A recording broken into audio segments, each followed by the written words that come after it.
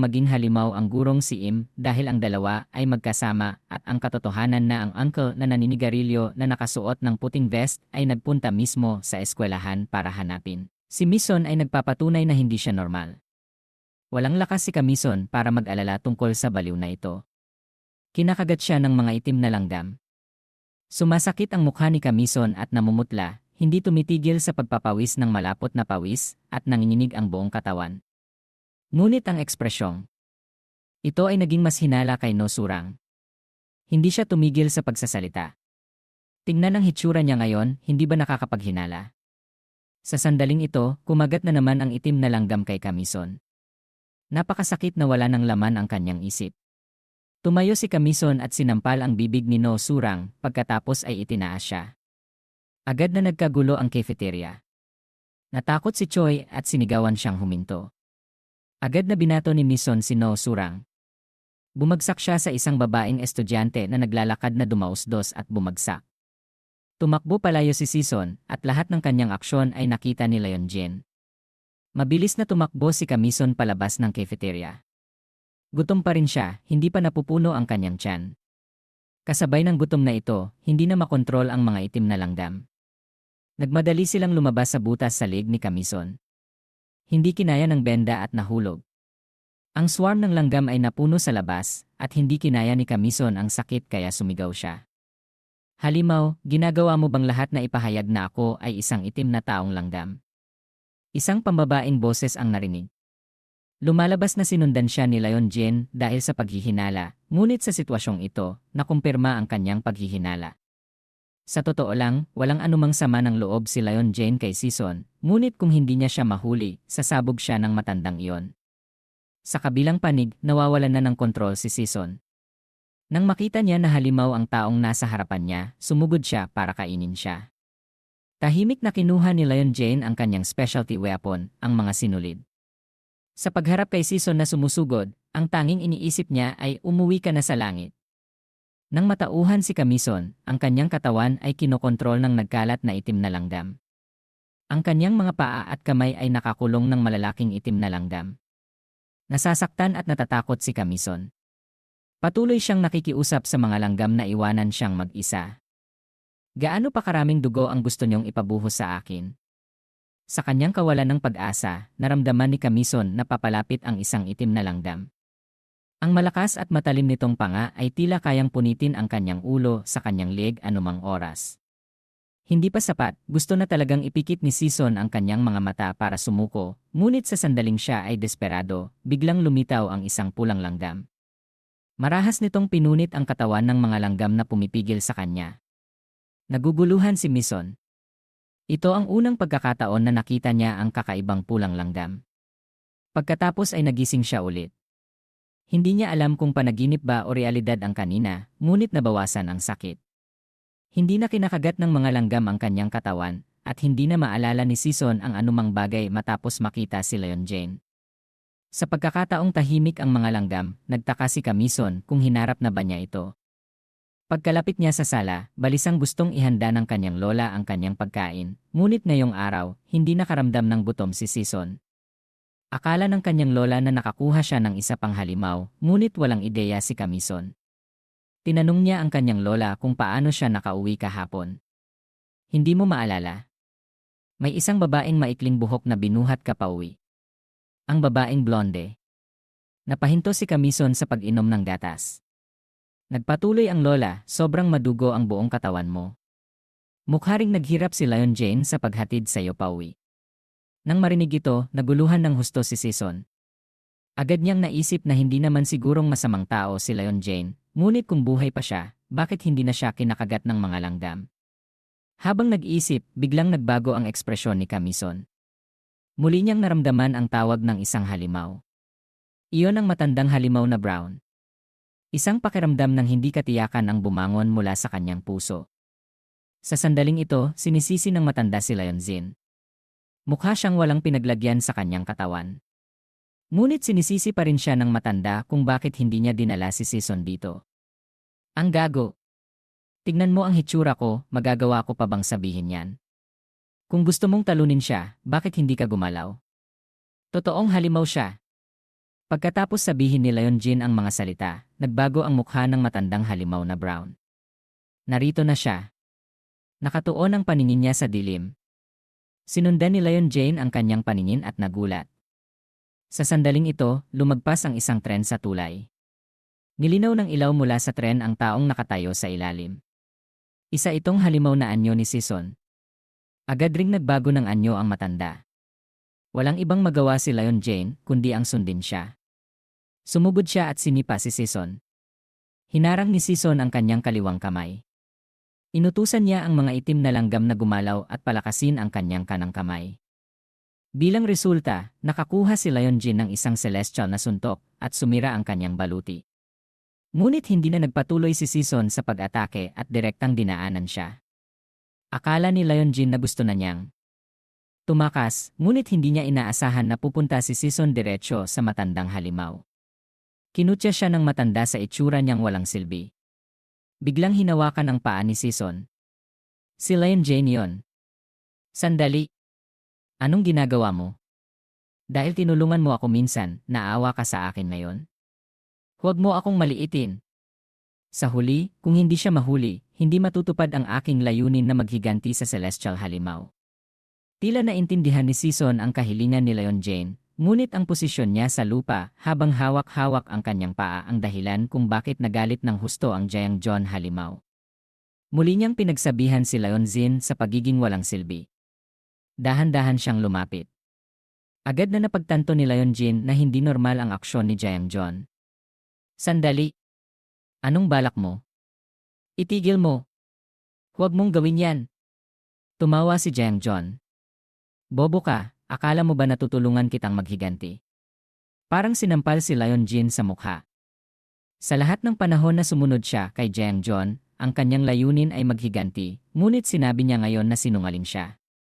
Palagi siyang nagtitiis sa lahat ng maruming gawain na iniutos niya.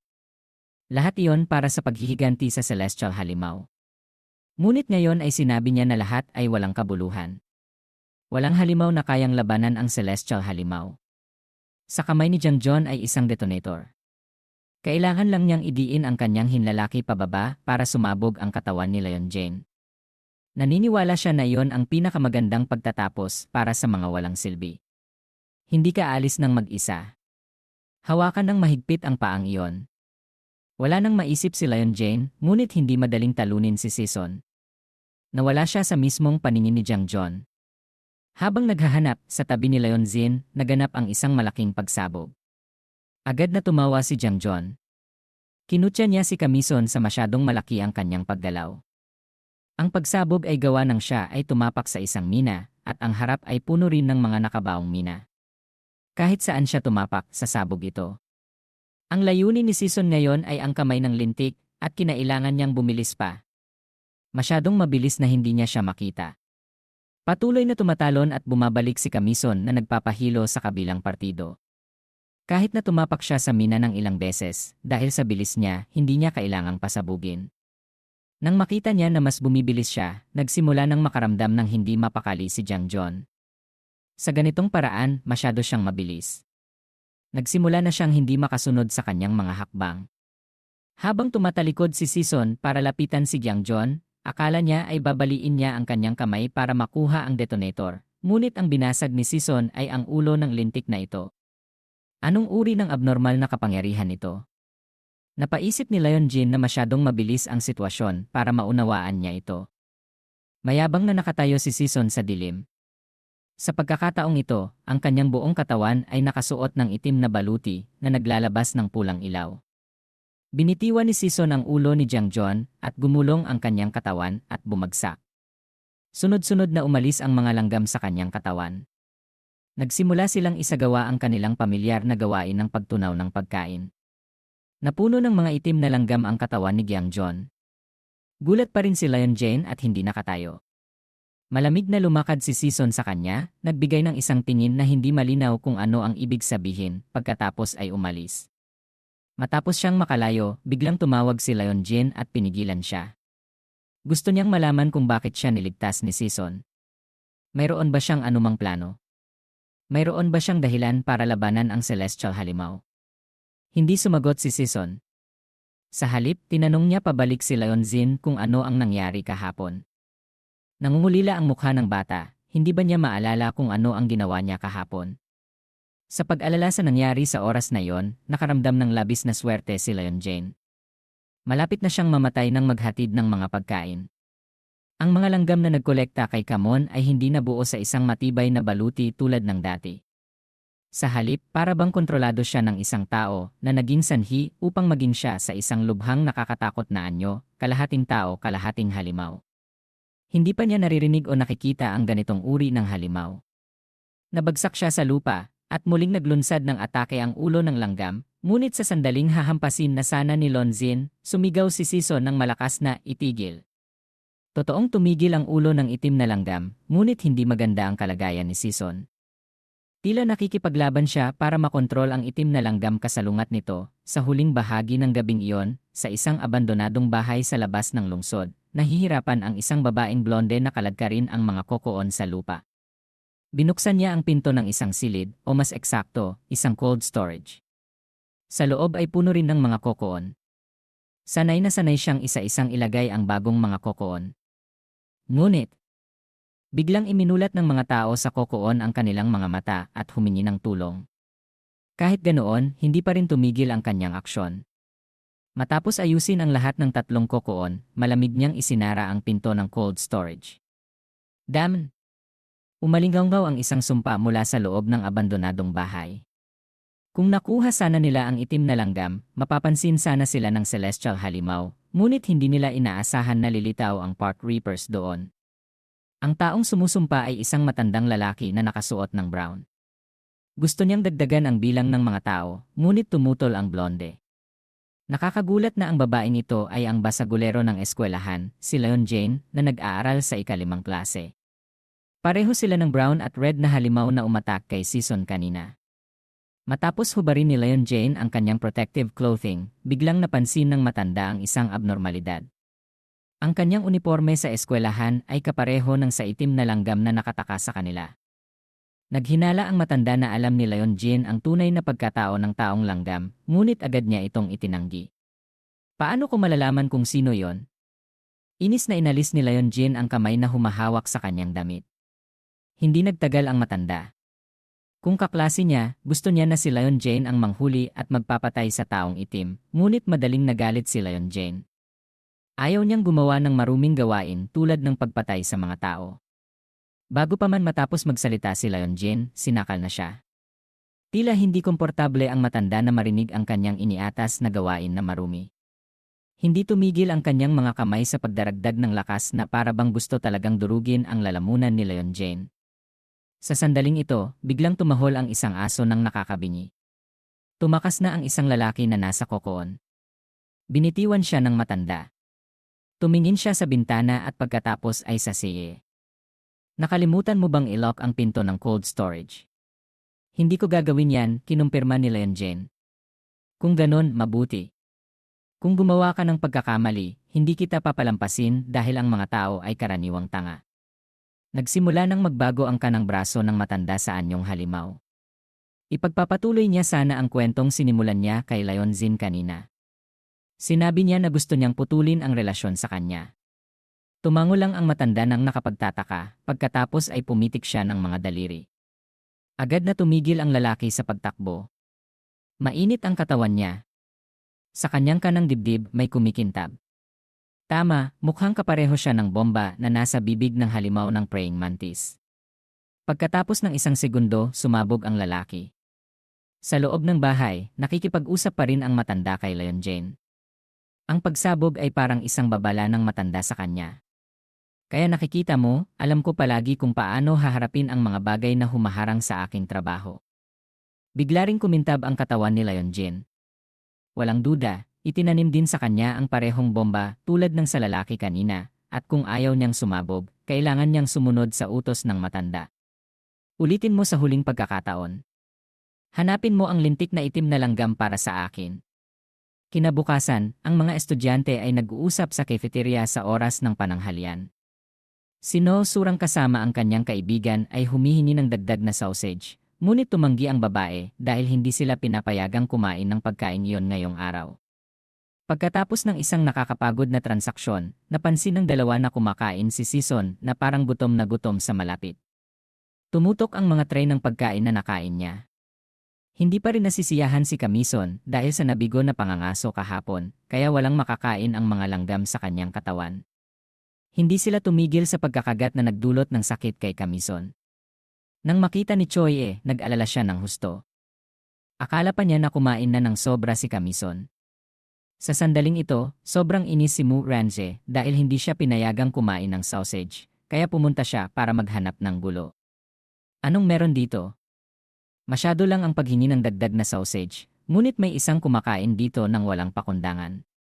O kaya ang tatay ko ay ang direktor ng eskwelahan, ha? Galit na sumigaw si Choi kay No Surang. Tumahimik ka! Bagamat malakas kumain si Kamison, binayaran naman niya ang kanyang pagkain. Nakita ito, nagsimula siyang kutyain sa kanya sa ibang paraan. Nagbiro siya na ang pagkain ni Season ay lampas na sa hangganan ng tao. Kung ganon, isa ka bang halimaw? Ang isang pahayag na ito ni Nosurang ay nagpatahimik sa buong cafeteria. Nagsimulang tumingin ang mga mata kay Season. Pati si Leon Jin ay nagsimula ring bigyang pansin. Mas lalong nababaliw si Choi ang gagong ito ay tila hindi kayang pigilan ang kanyang sarili na makisawsaw sa anumang bagay. Sinabi pa rin ni Nosurang na siya lang ang hindi dumating nang maging halimaw ang gurong si Im dahil ang dalawa ay magkasama at ang katotohanan na ang uncle na naninigarilyo na nakasuot ng puting vest ay nagpunta mismo sa eskwelahan para hanapin si Mison ay nagpapatunay na hindi siya normal. Walang lakas si Kamison para mag-alala tungkol sa baliw na ito. Kinakagat siya ng mga itim na langgam. Sumasakit ang mukha ni Kamison at namumutla. Hindi tumitigil sa pagpapawis ng malapot na pawis at nanginginig ang buong katawan. Ngunit ang ekspresyong ito ay naging mas hinala kay Nosurang. Hindi siya tumigil sa pagsasalita. Tingnan ang hitsura niya ngayon, hindi ba nakakapaghinala? Sa sandaling ito, kumagat na naman ang itim na langgam kay Kamison. Napakasakit na wala ng laman ang kanyang isip. Tumayo si Kamison at sinampal ang bibig ni Nosurang pagkatapos ay itinaas siya. Agad na nagkagulo ang cafeteria. Natakot si Choi at sinigawan siyang huminto. Agad na binato ni Mison si No Surang. Bumagsak siya sa isang babaeng estudyante na naglalakad na dumausdos at bumagsak. Tumakbo palayo si Season at lahat ng kanyang aksyon ay nakita ni Leon Jin. Mabilis na tumakbo si Kamison palabas ng cafeteria. Gutom pa rin siya, hindi pa napupuno ang kanyang tiyan. Kasabay ng gutom na ito, hindi na makontrol ang mga itim na langgam. Nagmadali silang lumabas sa butas sa leg ni Kamison. Hindi kinaya ng benda at nahulog. Ang swarm ng langgam ay napuno sa labas at hindi kinaya ni Kamison ang sakit kaya sumigaw siya. Halimaw, ginagawa mo bang lahat na ipahayag na ako ay isang itim na taong langgam? Isang pambabaeng boses ang narinig. Lumalabas na sinundan siya ni Leon Jin dahil sa paghihinala, ngunit sa sitwasyong ito, nakumpirma ang kanyang paghihinala. Sa totoo lang, walang anumang sama ng loob si Leon Jin kay Season, ngunit kung hindi niya siya mahuli, sasabog siya ng matandang iyon. Sa kabilang panig, nawawalan na ng kontrol si Season. Nang makita niya na halimaw ang taong nasa harapan niya, sumugod siya para kainin siya. Tahimik na kinuha ni Leon Jin ang kanyang specialty weapon, ang mga sinulid. Sa pagharap kay Season na sumusugod, ang tanging iniisip niya ay umuwi ka na sa langit.